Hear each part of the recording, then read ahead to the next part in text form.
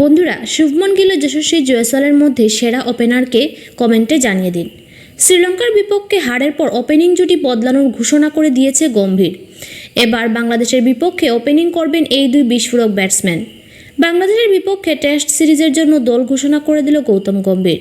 তো দেখে নেওয়া যাক কোন কোন খেলোয়াড়কে সুযোগ দিয়েছে গম্ভীর। ভিডিওটি শেষ পর্যন্ত দেখুন। শ্রীলঙ্কার বিরুদ্ধে ওডিআই সিরিজে টিম ইন্ডিয়া 2-0 ব্যবধানে হেরেছে।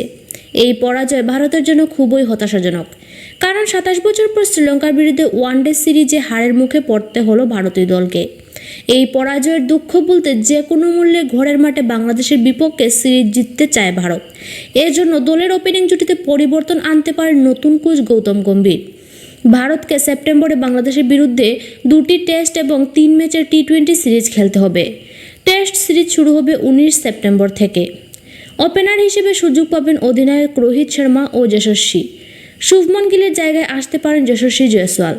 শ্রীলঙ্কার বিরুদ্ধে ওডিআই ম্যাচে রোহিত শর্মার সঙ্গে ওপেনিং করেছিলেন শুভমন গিল, তবে এখন তার জায়গা নিতে পারেন যশস্বী জয়সওয়াল। গত বছর ওয়েস্ট ইন্ডিজের বিপক্ষে অভিষেক হওয়ার পর জয়সওয়াল টেস্টে ওপেনার হিসেবে ব্যাট করেছিলেন, যদিও এর আগেও টেস্টে ওপেনিং রোল খেলেছিলেন শুভমন গিল, কিন্তু জয়সওয়াল আসার পর 3 নম্বরে ব্যাট করেন গিল। বাংলাদেশের বিপক্ষে টেস্ট সিরিজের জন্য ভারতীয় দল: রোহিত শর্মা অধিনায়ক, যশস্বী জয়সওয়াল, শুভমন গিল, বিরাট কোহলি, কেএল রাহুল, ঋষভ পান্ত উইকেটরক্ষক, রবীন্দ্র জাদেজা, শিবম দুবে, হার্দিক পান্ডিয়া, রিঙ্কু সিং, কুলদীপ যাদব, মোহাম্মদ শামি, জসপ্রীত বুমরাহ, মোহাম্মদ সিরাজ। ভারত এবং বাংলাদেশের মধ্যে 2 ম্যাচের টেস্ট সিরিজ ভারতের জন্য বিশ্ব টেস্ট চ্যাম্পিয়নশিপের ফাইনালে পৌঁছানোর জন্য গুরুত্বপূর্ণ, কারণ এই সিরিজের পর বড় দলগুলির মুখোমুখি হবে ভারত, যাদের হারানো সহজ হবে না।